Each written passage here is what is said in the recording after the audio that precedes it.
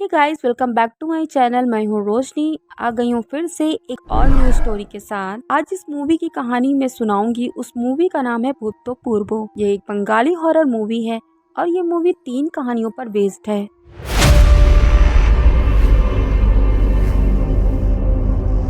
Movie की starting में 3 आदमियों को दिखाया जाता है। एक का नाम शशिधर, नीलकंठ और विभूति भूषण होता है। ये तीनों विभूति के घर पर आए हुए टाइम पास करते हुए एक दूसरे को कहानियां सुना रहे थे, क्योंकि बाहर काफी मौसम खराब होता है। पहली कहानी नीलकंठ सुनाता है। कहानी में भूषण नाम के आदमी को दिखाया जाता है। उसकी पत्नी का नाम मौनी होता है। मौनी को गहनों से बहुत ज्यादा प्यार होता है। हालांकि सभी लेडीजों को होता है, मगर मौनी का ऑब्सेशन गहनों के प्रति कुछ और ही होता है, जो आपको आगे पता चलेगा। अब भूषण अपनी पत्नी मौनी को लेकर पुलेश्वर के लिए निकलता है, जहाँ पर उनका पुश्तैनी हवेली होती है। थोड़ी ही देर में वो वहाँ के लिए निकल जाते हैं। अब वहाँ पहुंचकर भूषण अपनी पत्नी से पूछता है कि तुम खुश तो हो ना, जिस पर उसकी पत्नी कहती है कि हाँ। मौनी जब कार से नीचे उतरती है तो हम उसके हाथ में गहनों के बहुत सारे बॉक्स देख पाते हैं। अब हवेली का केयर टेकर भूषण को पूरी हवेली दिखाता है। अभी मौनी कि टहलते हुए वो एक रूम में पहुंच जाती है, जहां पर एक पेंटिंग देखकर वह उसके बारे में भूषण से पूछती है। तभी भूषण बताता है कि ये उसकी माँ की पेंटिंग है। उसको बनाने में लगभग 2 महीने का समय लग गया था, लेकिन मौनी तो बस अपनी सास के गले में पड़े हुए डायमंड के हार को ही देख रही थी।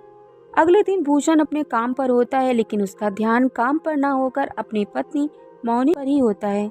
वो ये सोच रहा था कि वो अकेली क्या कर रही होगी, लेकिन इधर तो मौनी अपनी ही दुनिया में मगन होती है। तभी भूषण काम के बीच में ही घर आ जाता है, जिसे देखकर मौनी शॉक्ड हो जाती है।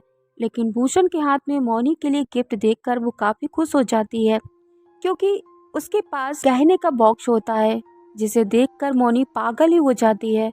अब उसी रात मौनी अपने सारे गहने पहनकर एक नए अवतार में भूषण के सामने आती है। उसे उसकी माँ की पेंटिंग के सामने ले जाती है। वो चाहती थी कि भूषण उसकी तारीफ करे, लेकिन भूषण तो अपनी माँ की पेंटिंग की तारीफ करने लगता है, जिस पर मौनी उदास हो जाती है। उसे लगता है उसके पास डायमंड का हार नहीं है, इसीलिए वो अच्छी नहीं दिख रही है। तो भूषण से पेंटिंग वाला हार लाने के लिए कहती है। वहाँ पर हमें मौनी को देखकर लगता है कि वो थोड़ी सी मेंटल होती है। वो गहनों को लेकर काफी ज्यादा साइको होती है। अब वो भूषण से कहती है कि उसको कोई पसंद नहीं करता, क्योंकि वो परिवार को वारिस नहीं दे सकती है। भूषण उसको समझाता है कि ऐसा कुछ भी नहीं है, और भावनाओं में आकर अपनी माँ वाला डायमंड उसको गिफ्ट में देने का वादा कर देता है। अगले दिन भूषण अपने ऑफिस के लिए जाता है, तो वहाँ पहुंचकर उसे पता चलता है कि उसके काम में उसे काफी ज्यादा लॉस हो गया है। वो आज भी घर जल्दी आ जाता है, तो मौनी को लगता है कि वो हार लेकर आ गया है। तभी भूषण उसको बताता है कि उसका बिजनेस में काफी ज्यादा नुकसान हो गया है, जिसके लिए वो उसके गहने उसे कुछ दिन के लिए गिरवी रखने के लिए बोलता है, ताकि वो अपने बिजनेस को बचा सके। लेकिन मौनी ये सुनकर तो पागल ही हो जाती है। उसे पैनिक अटैक सा आ जाता है और वो खुद को कमरे में बंद कर लेती है और अपने गहनों के पास जाकर बैठ जाती है और बार बार यही बोलती है कि वो अपने गहने किसी को भी नहीं देगी। कमरे के बाहर खड़ा होकर भूषण उसे बार बार दरवाजा खोलने के लिए कहता है, क्योंकि उसे तुरंत ही कोलकाता के लिए निकलना था। लेकिन मौनी दरवाजा नहीं खोलती है। थक हार कर आखिर भूषण कोलकाता के लिए निकल जाता है। भूषण के पीछे से ही मौनी अपने भाई को बुलाती है, जो कि भूषण के ही ऑफिस में काम करता होता है। वो अपने भाई को बुलाती है और कहती है कि उसे घर जाना है। उसका भाई कहता है, क्यों, तुम्हें अचानक घर क्यों जाना है? मौनी कहती है कि भूषण का ऑफिस में लॉस हो गया है, उसके कारण वो मुझसे मेरे गहने मांग रहा है। उसका भाई हंसता है और कहता है, अच्छा, तो आपको लगता है कि भूषण आपसे आपके गहने ले लेंगे? मौनी अपने भाई से कहती है, देखो, मुझे घर जाना है। तो उसका भाई पूछता है, तो क्या आप अपने सारे गहने साथ लेकर जाओगी? जिस पर वो कहती है कि हाँ। तो वो कहता है, ठीक है, रात को तैयार रहना। अब मौनी रात का इंतजार करती है और सारे के सारे गहने खुद पे ही लपेट लेती है, यानी कि वो खुद ही पहन लेती है और चलती फिरती गहनों की दुकान बन जाती है। जब वो अपने भाई के पास जाती है तो उसका भाई पूछता है कि गहने कहाँ हैं? क्या वो अंदर हैं? क्या मैं लेकर आऊँ? इस पर मौनी कहती है कि नहीं। अपना शॉल हटाती है और अपने भाई को दिखाती है और कहती है कि गहने यहाँ पर हैं। इतने सारे गहने देखकर उसका भाई भौचक्का रह जाता है। अब वो दोनों नाव में बैठकर अंधेरे में कहीं गायब हो जाते हैं। दूसरी तरफ भूषण का कोलकाता में पैसों का इंतजाम हो गया था। वो काफी खुश होता है और भूषण जब घर वापस आता है तो वहाँ पर उसको मौनी नहीं मिलती है। मिलती है तो मौनी का लिखा हुआ एक पत्र, जिस पे लिखा हुआ था कि वो घर वापस जा रही है। भूषण घर पे पता कराता है तो पता चलता है कि मौनी तो अपने घर पहुंची ही नहीं। तो आखिर मौनी कहाँ गई? वो बहुत ढूंढता है, बहुत पता करता है, लेकिन मौनी का और उसके भाई का कहीं पर भी पता नहीं चलता है। अब भूषण काफी खोया हुआ और उदास रहने लगा था। और मौनी के लिए वो डायमंड का हार भी लेकर आ चुका था, लेकिन अब तो उसे पहनने वाली ही नहीं थी। एक दिन रात को भूषण सो रहा था तो उसे कमरे में किसी के चलने की आवाज आती है। वो देखता है तो उसे मौनी दिखाई पड़ती है। वो उसके पीछे जाता है और मौनी उसकी माँ की पेंटिंग के पास आकर कहीं गायब हो जाती है। अब उसे पेंटिंग में भी मौनी का फेस दिखने लगा था। पेंटिंग के अंदर से एक हाथ निकलता है, जिसे देखकर भूषण काफी ज्यादा डर जाता है। अब भूषण की आँख खुल जाती है तो वो देखता है कि वो सपना देख रहा था। अब वो उदास होकर खिड़की के पास खड़ा होता है तो उसे दिखाई देता है कि नदी की तरफ से कोई कोई तो है जो हवेली में आ रहा है। भूषण देखता है कि मौनी वापस आ गई है तो वो उसको वही नेकलेस देने के लिए उसके पीछे भागता है। मौनी कुछ बोलती नहीं, वो धीरे से इशारा करती है और अपने साथ चलने के लिए कहती है। मौनी धीरे धीरे नदी के अंदर चली जाती है और भूषण भी उसके पीछे पीछे नदी के अंदर चला जाता है। मौनी को जब वो नेकलेस देने के लिए आवाज लगाता है, जैसे ही मौनी पलटती है और अपना शॉल अपने ऊपर से हटाती है तो वो मौनी नहीं होती है, बल्कि मौनी का कंकाल होता है, जिसने कि वही सारे गहने पहन रखे थे। यानी कि मौनी अब मारी जा चुकी थी। साथ ही साथ भूषण भी नदी की गहराई में उसके पीछे पीछे जा चुका था और उसकी भी डूबने से मौत हो जाती है। इसी के चलते पहली कहानी खत्म हो जाती है। अगली कहानी विभूति सुनाता है।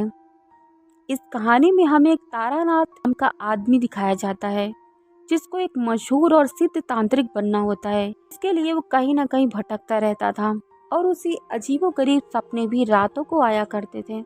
इसी तरह भटकते हुए वो एक गांव में पहुंच जाता है, जहां पर उसे एक औरत के बारे में पता चलता है कि वो औरत तंत्र विद्या किया करती थी और साथ ही साथ मुर्दे भी खाया करती थी। गांव वाले उस औरत के बारे में कई सारी बातें बनाते थे। कोई कहता था कि वो डायन है, कोई कहता था कि वो इंसान ही नहीं है और कई तो उसको पागल समझते थे।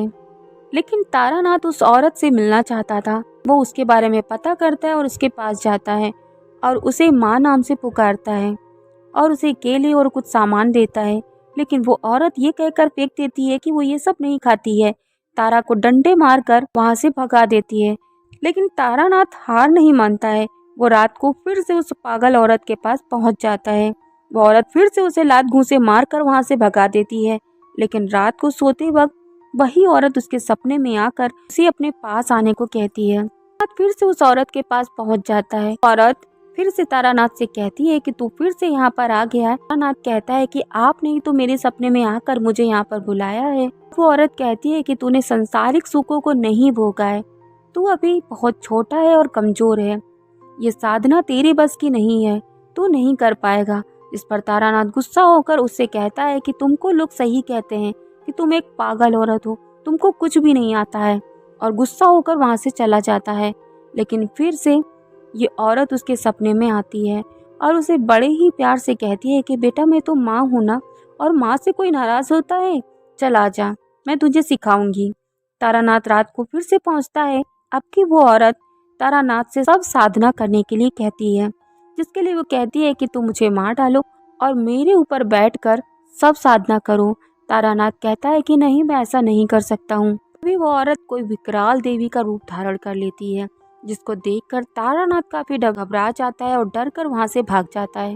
अगली रात फिर से वो औरत उसके सपने में आती है और उसे फिर से अपने पास बुलाती है। फिर से तारानाथ उसके पास आता है। वो औरत इस बार सच में तारानाथ से खुश होती है, क्योंकि कोई भी इतना डराने के बाद डरकर भाग जाता है, लेकिन वो नहीं भागा। अब कि वो उसे कुछ सामान लाने को कहती है, कुछ चावल, शराब, और बोलती है कि तालाब के किनारे एक लाश पड़ी है, तुझे उसे रात को मेरे पास लाना होगा। सफेद कपड़ा भी साथ में तुझे लेकर आना है जिसको पहनकर तुझे साधना करनी होगी। तारानाथ मान जाता है। तारानाथ रात होते ही सारा सामान लेकर तालाब के किनारे से उस लाश को लेकर भी उस औरत के पास पहुंचता है। लाश के फेस को ठीक से देख पाता है। उसे याद आता है ये तो वही औरत है जो उसको हमेशा उसके सपनों में दिखाई पड़ती है। वो औरत कहती है, तुझे तंत्र विद्या सीखनी है या नहीं? अगर सीखनी है तो ये फालतू की बातें छोड़कर सफेद वस्त्र धारण कर और नदी में जाकर 3 बार डुबकी लगा। तारानाथ नदी में चला जाता है। वो औरत उस लाश को घसीटकर साधना वाली जगह पर लेकर आती है। अब तारानाथ आता है तो उसे औरत बोलती है कि देखो, तुमको इस औरत के लाश के ऊपर बैठकर साधना करनी होगी। इस बीच तुमको कई रूप दिखाई देंगे, कई एंटिटी दिखाई देंगी, लेकिन तुमको डरना नहीं है, साधना पर ध्यान देना है। अगर तुम डर गए तो फिर तुम मर गए। वो तारानाथ को एक रुद्राक्ष की माला पहनाती है और एक मंत्र भी तारानाथ के कान में देती है और वहां से चली जाती है। तारानाथ साधना करता है, तभी उसी बीच में उसे सरौसी दिखाई देती है जो कि तंत्र साधना में सबसे बड़ी होती है। वो तारानाथ को साधना रोकने के लिए कहती है। वो कहती है कि जब मैं आ गई हूँ तो तुम्हें डमरी की साधना करने की जरूरत नहीं है। लेकिन तारानाथ सोचता है कि इतनी बड़ी माँ माया जो तंत्र विद्या में सर्वोपरि है वो मुझे इतनी आसानी से कैसे मिल गई। तभी डामरी का भयानक रूप तारानाथ के सामने आ जाता है और तारानाथ डर कर वहाँ से भाग जाता है। आगे जाकर बेहोश होकर गिर जाता है। जब वो होश में आता है तो औरत को सामने पाता है और तारानाथ को सच दिखाई पड़ता है, क्योंकि अभी तक जो भी हमने देखा वो सच नहीं होता है। तारानाथ ने कभी भी कोई भी साधना नहीं की थी। वो तो अभी भी वही पेड़ के पास उस औरत के पास बैठा हुआ था। यानी कि अब तक जो भी हमने देखा या तारानाथ ने किया वो हकीकत नहीं था, वो तो उस औरत का छलावा था। तो तारानाथ को बताना चाहती थी कि साधना इतनी आसान नहीं होती, जिसके लिए कई जन्म लेने पड़ते हैं। वो औरत तारानाथ से कहती है कि तुझे क्या लगा इतनी बड़ी शक्तियाँ तुझे यूं ही इतनी आसानी से मिल जाएंगी? और वो तारानाथ को एक शक्ति देकर वहां से गायब हो जाती है, जिसका मतलब साफ होता है कि वो औरत भी कोई साधारण महिला नहीं होती है। और कहानी यहीं पर खत्म हो जाती है। अगली और आखिरी कहानी शशिधर सुनाता है।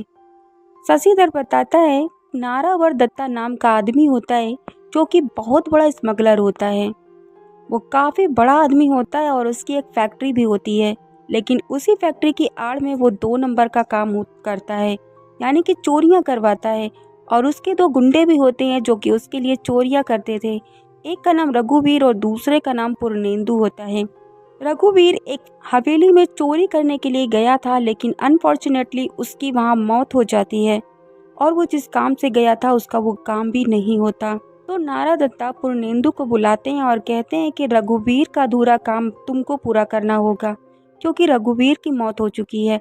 जब पूर्णेंदु को पता चलता है कि रघुवीर की मौत हो चुकी है तो वो काफ़ी शॉक्ड हो जाता है, क्योंकि रघुवीर काफ़ी चालाक और स्पाइडरमैन की तरह दीवारों पर फटाफट से चढ़ जाया करता था। आखिर उसकी मौत कैसे हो सकती है? रघुवीर की मौत एक मिस्ट्री बन जाती है। खैर, अब पूर्णेंदु रघुवीर का अधूरा काम पूरा करने के लिए उसी हवेली में वापस जाता है जहाँ पर रघुवीर गया था। उस हवेली में एक मंदिर होता है और वहाँ पर भगवान श्री कृष्ण की मूर्ति रखी होती है, जिसमें एक बहुत ही कीमती हीरा लगा होता है, जो कि पूर्णेंदु को उस मूर्ति से निकालना होता है। नारा दत्ता कहता है कि तुमको ये काम बहुत ही सावधानी से करना होगा, क्योंकि वहाँ पर काफ़ी ज़्यादा सिक्योरिटी होती है। हवेली में एक तिलोत्तमा नाम की लेडी होती है, जिसके पास दीवार के पीछे छुपे हुए श्री कृष्ण की मूर्ति की चाबी होती है। तुमको कैसे भी करके वो चाबी को हासिल करना है और मूर्ति से हीरा निकाल कर लाना है। अगले दिन से पूर्णेंदु पहुंच जाता है उसी मंदिर के बाहर जाकर बैठ जाता है और भिखारी जैसा रूप बना लेता है।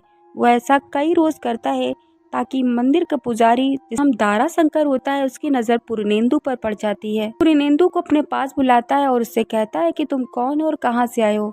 तुम रोज मंदिर के बाहर आकर क्यों बैठ जाते हो? पूर्णेंदु अपना नाम पूर्णेंदु भट्टाचार्य बताता है।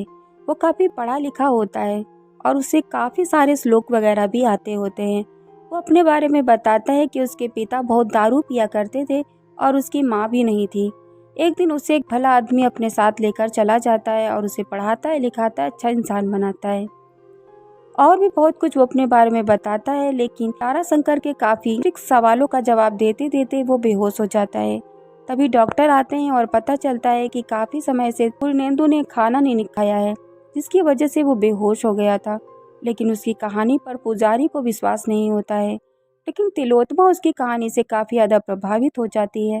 उसे हवेली में रहने की, खाने की व्यवस्था कर देती है। इसी कारण पूर्णेंदु को तिलोत्तमा के आसपास रहने का काफी समय मिल जाता है। वो लाइब्रेरी जाने का नाटक करता है और तिलोत्तमा को ऐसा एहसास दिलाता है कि उसको पढ़ने का काफी ज्यादा शौक है। इसी बहाने वो लाइब्रेरी जाकर तिलोत्तमा के साथ समय बिताता है। इसी वजह से तिलोत्तमा को पूर्णेंदु के लिए थोड़ा बहुत फील होने लगा था। लेकिन ताराशंकर को किसी काम से बाहर जाना होता है और वो चले जाते हैं। अब तिलोत्तमा घर में अकेली हो जाती है। पूर्णेंदु को अब सही मौका मिल चुका था मूर्ति से कीमती हीरा लेने का। वो तिलोत्तमा के पास जाकर कहता है कि वो कल सुबह जा रहा है, लेकिन तिलोत्तमा पूछती है कि मगर क्यों। पूर्णेंदु कहता है कि उससे बहुत बड़ी गलती हो गई है। तिलोत्तमा पूछती है कि कैसी गलती, जिस पर बताता है कि तिलोत्तमा से प्यार हो गया है, जो कि नहीं होना चाहिए था। उसने तिलोत्तमा के ऊपर गंदी नजर रखी है, वो बहुत ही गंदा इंसान है। इस तरीके की बात वो तिलोत्तमा के सामने कहता है। लेकिन तिलोत्तमा तो पूर्णेंदु को पहले से ही पसंद करती थी। जब उसे पता चलता है कि पूर्णेंदु भी उसको पसंद करता है, तो वो दोनों आपस में एक दूसरे को अपने दिल की बात बोल देते हैं। जबकि हम व्यूअर्स तो जानते थे कि पूर्णेंदु तो नाटक कर रहा था। लेकिन बेचारी तिलोत्तमा, जो कि काफी सीधी औरत होती है, उसकी काफी कम उम्र में शादी कर दी गई थी और उसका पति भी कुछ ही सालों में मर जाता है। तिलोत्तमा को बहुत ही कम उम्र में एक बेटी भी हुई थी, जिसकी मौत भी बहुत जल्दी हो गई थी, जिसके अब अकेली रह गई थी। तिलोत्तमा अभी जवान थी, जिसके कारण पूर्णेंदु से उसे लगाव हो जाता है। पूर्णेंदु तो वैसे भी औरतों को खिलौना समझता था और तिलोत्तमा को उठाता है और बेड पर ले जाता है। जब वो अपना कार्यक्रम स्टार्ट करने ही वाला होता है, तभी वहाँ पर एक बच्ची आ जाती है, जिसे देखकर पूर्णेंदु रुक जाता है। पूर्णेंदु उस बच्ची से बात करने के लिए उसके पास जाता है। तभी वो बच्ची पूर्णेंदु को उठाकर दूर फेंक देती है। तभी तिलोत्तमा उससे कहती है कि बेटा, इनको कुछ मत करना, ये बहुत ही अच्छे इंसान है, ये तुम्हारे पापा जैसे नहीं है, ये तुम्हारी माँ को कुछ भी नहीं करेंगे। फिर पूर्णेंदु को धक्का लगता है कि इसकी बेटी तो मर चुकी है, लेकिन उसकी बेटी पूर्णेंदु के पैर में लगा हुआ चाकू तिलोत्तमा को दिखा देती है। अब तिलोत्तमा को समझ में आ जाता है कि ये कोई बहरूपिया है। और अब क्या था, पूर्णेंदु भी उसी बच्ची के हाथों मारा जाता है, जैसे कि रघुवीर मारा गया था। हाँ दोस्तों, रघुवीर को किसी और ने नहीं, इसी बच्ची ने मारा था, क्योंकि ये तिलोत्तमा की मरी हुई बच्ची की आत्मा होती है, जो अपनी माँ की रक्षा कर रही थी। और साथ ही साथ हमें ये भी पता चल जाता है कि आखिर क्यों इस हवेली में कोई भी चुरा कर नहीं ले जा पाता है। कहानी यहीं पर ख़त्म हो जाती है। लेकिन अभी एक बहुत बड़ा ट्विस्ट बाकी था, और वो ये था कि ये तीनों जो कहानी सुना रहे थे, ये अपनी ही कहानियाँ सुना रहे थे। ये तीनों ही आदमी मर चुके थे। तो दोस्तों, मूवी की कोई भी कहानी अगर आपको पसंद आई हो तो वीडियो को लाइक ज़रूर करना, चैनल को सब्सक्राइब जरूर कर देना। मिलते हैं नेक्स्ट वीडियो में, तब तक के लिए टाटा बाय बाय।